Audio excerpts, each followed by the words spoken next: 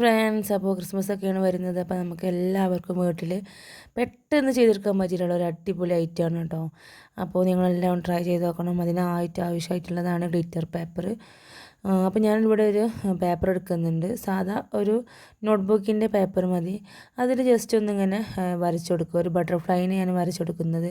അതിൻ്റെ ഒരു ഫോട്ടോ ഞാൻ ഇവിടെ കൊടുക്കുന്നുണ്ട്. അപ്പോൾ നിങ്ങളത് സ്ക്രീൻഷോട്ട് എടുത്തിട്ട് അതിൽ വെച്ചിട്ട് വരച്ചാലും മതി കേട്ടോ. അതിൻ്റെ പകുതി പോർഷനാണ്.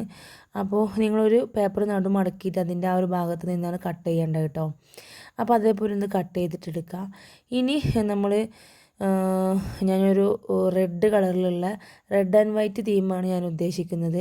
അപ്പോൾ ആ ഒരു കളറിലുള്ള ഗ്ലിറ്റർ പേപ്പർ എടുത്തിട്ട് അത് ഇതേപോലെ ഒന്ന് ഈ ഒരു പൂവ് ബട്ടർഫ്ലൈൻ്റെതൊന്ന് വെച്ച് കൊടുത്തിട്ട് ഒന്ന് കട്ട് ചെയ്തെടുക്കുക കേട്ടോ.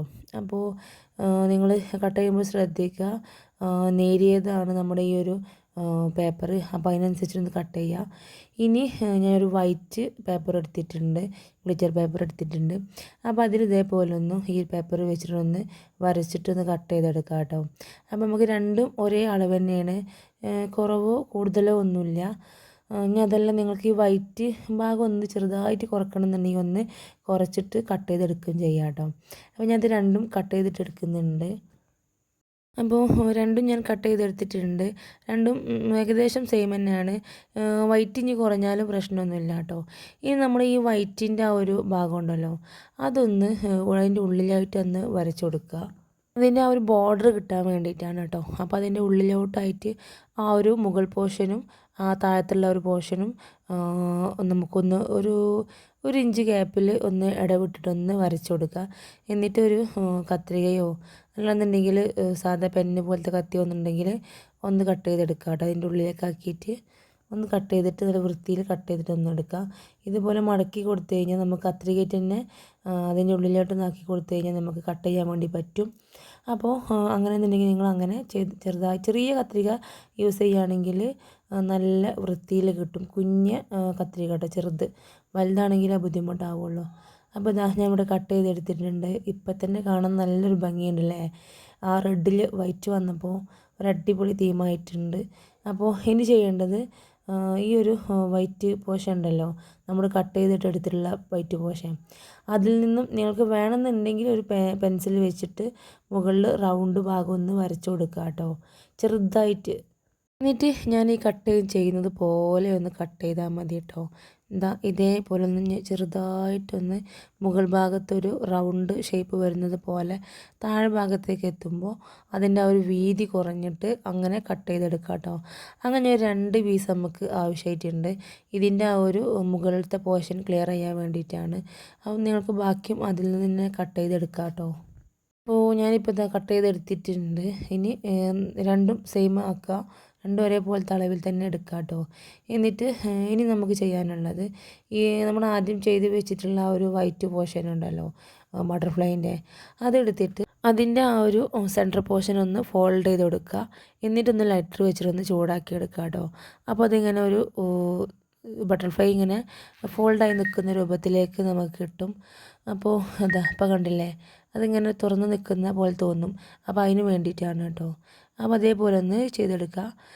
നിങ്ങൾക്ക് ഇനി ആ ഒരു റെഡ് ബട്ടർഫ്ലൈയിൽ ഒട്ടിക്കണം എന്നുണ്ടെങ്കിൽ ഒന്നും കൂടെ നമുക്ക് അതിൻ്റെ നടുവിലൊരു വട്ടം കിട്ടേണ്ടതുണ്ട് ഒട്ടിച്ചെടുക്കാൻ വേണ്ടിയിട്ട്. അപ്പോൾ അതേപോലെ ഒന്ന് ആ ലൈറ്റർ വെച്ചിട്ട് ഒന്ന് ചൂടാക്കി കൊടുത്തു കഴിഞ്ഞാൽ ആ ഒരു സെറ്റ് നല്ല അടിപൊളിയായിട്ട് കിട്ടും കേട്ടോ. അപ്പോൾ അതേപോലെ ഒന്ന് ചെയ്ത് നോക്കുക. എന്നിട്ട് ഞാൻ B1000ൻ്റെ ഒരു ഗ്ലൂ എടുത്തിട്ടുണ്ട്, അതൊന്ന് അപ്ലൈ ചെയ്ത് കൊടുക്കുക. എന്നിട്ട് അതൊന്ന് ഒട്ടിച്ചെടുക്കുക കേട്ടോ. ആദ്യം നമുക്ക് അതൊന്ന് ഒട്ടിച്ചെടുക്കണം.